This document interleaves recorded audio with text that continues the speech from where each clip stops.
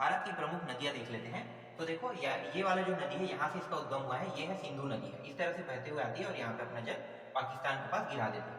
इसी तरह से ये है सांको नदी। सांको नदी को हम ब्रह्मपुत्र नदी के नाम से जानते हैं और इस तरह से बहते हुए ये बांग्लादेश के पास अपना जल गिरा देती है। इसी तरह से एक प्रमुख नदी है गंगा नदी। गंगा नदी भी प्रमुख नदी है, भारत में बहने वाली प्रमुख नदी है। ये इस तरह से बहती है और यहाँ पे अपना जल गिरा देती है। इसी तरह से महानदी है, गोदावरी नदी है, इस तरह से, ठीक है। ये महानदी, गोदावरी, कृष्णा और कावेरी पूर्व दिशा में जल गिराने वाली है। पश्चिम दिशा में जल गिराने वाली नदी नर्मदा नदी और ताप्ती नदी है। तो ये भारत की प्रमुख नदी है। इसके अलावा यहाँ पे लूनी नदी है, ये भी पश्चिम दिशा में अपना जल गिराती है, लेकिन ये लुप्त हो जाती है। और एक है यहाँ पे साबरमती नदी है, इसके सहायक नदी है महानी नदी। तो साबरमती नदी को याद रखो, ये साबरमती है और ये लूनी नदी है। ये भारत की प्रमुख नदी है। इसके बाद जितनी भी नदी है ना, वो सब इन सभी नदियों की सहायक नदी है। सिंधु नदी का उद्गम मानसरोवर झील के पास से हुआ है, तिब्बत से, और ये 2900 किलोमीटर बहते हुए इस तरह से जाता है और पाकिस्तान में भी बहता है और अंत में समुद्र में अपना जल गिरा देता है।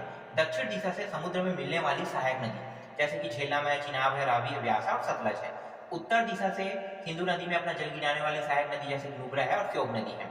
सिंधु नदी के बारे में फैक्ट ये है कि 1960 में सिंधु जल समझौता हुआ था, जिसके तहत भारत जो है सिंधु नदी के कुल 20% पानी का ही उपयोग कर सकता है। एक और फैक्ट ये है कि सतलज नदी जो है इसका उद्गम भी मानसरोवर झील के पास से हुआ है और ये बहुत लंबा बहते हुए आती है और अंत में सिंधु नदी में अपना जल गिरा देती है। सिंधु और इसकी एक सहायक नदी सतलज, ये एकमात्र ऐसा नदी है जो 3 देशों के साथ बहती है, चाइना, भारत और पाकिस्तान। सतलज नदी भी चाइना, भारत और पाकिस्तान के साथ बहती है।